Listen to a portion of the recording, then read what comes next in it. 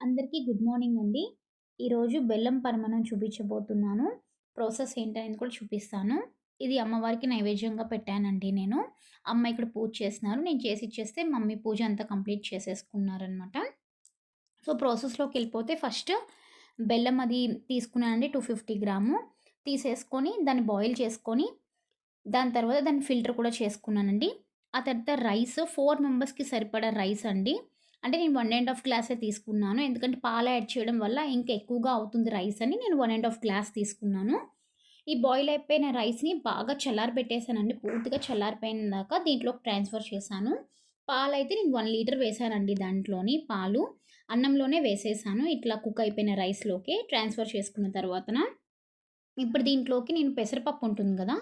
పెసరపప్పునేమో fry చేసేసి దాంట్లోకి transfer చేశానండి. బాయిల్ చేయలేదు నేనెక్కడ కూడాను. తర్వాత ఇలాచీ పౌడర్ కూడా యాడ్ చేసుకున్నాను దాంట్లో. పౌడర్ యాడ్ చేసుకున్నాననమాట. నెక్స్ట్ నెయ్యేసుకొని, నెయ్యి తరువాతన దాంట్లో కొంచెం క్యాష్యూ నట్స్ యాడ్ చేసుకున్నాను. మీరు కావాలంటే కిస్మిస్ కూడా వేసుకోవచ్చు. నా దగ్గర లేవని నేను క్యాష్యూ నట్ ఒకటే ఏసుకున్నాను.